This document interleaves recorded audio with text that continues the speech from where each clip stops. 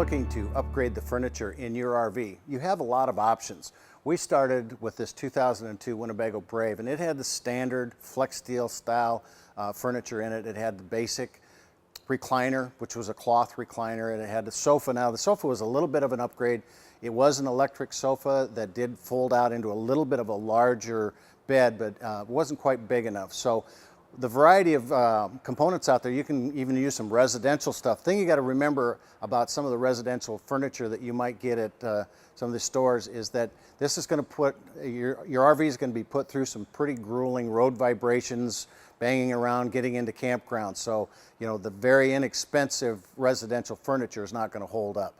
Most manufacturers are going to use flex steel, Lippert components incorporated, LCI, those type. Now we went with Brice and Hall, and the reason we did is they have quite a variety of different products that are available. They understand the RV industry. They do a lot of renovations.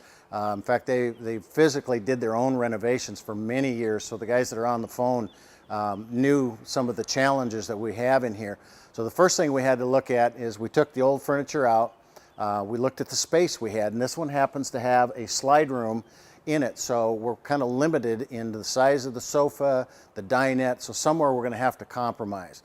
We went with a larger sofa in this one that is the, it's a vinyl, but it's a leather-like vinyl, so it's a lot softer. It's not going to get as hard when it gets cold, you know, when you got this in storage. It does have an air mattress with it, and it's a bigger mattress, but it's a bigger sofa, so we're going to have to compromise our dinette. Now this originally came with a dinette that had the booth and the tables. They didn't like that. They tore the table out, put their own makeshift table in it.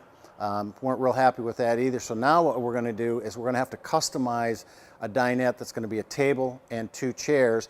They don't use it that much, so they're going to put a little bit of a storage cabinet underneath it and bring it down a little bit because that sofa is going to be wider. Now, what we had to look at with this sofa that we put in here, not only the width that we were going to take up in the slide room, but the depth of that. You can't go out past your platform and have the legs sit out on the floor because it won't slide in and out. We also needed to look at how that room came back when it was extended and dropped. Does it drop down to flush floor? This one didn't, so we didn't have to worry about that. We went with a smaller or a lower front on this sofa because it's going to help hide that front lip of the slide platform. Then one other thing we had to look at is that mattress coming out. When that unfolds, how far do we need that depth from the slide room wall to our interior cabinet of our kitchen area to be able to have that open up? Some of them were too far out, so it kind of limited us to the couple different models or brands that we could use. This one does come out, gives us about 2 inches from the cabinet, so you will not be able to get in and out, but that wasn't as much of a concern as having a larger queen size mattress. This one also runs on 120 volt power, so we're going to have to get that power to this sofa because the old one ran on 12 volt. So we have a 12 volt nest sitting down there that's not going to help us, so we're going to have to actually connect that to the distribution center with its own circuit. Same thing with the lounge chair that we're going to put right on the inside here. We needed to find out how far that back or recliner went.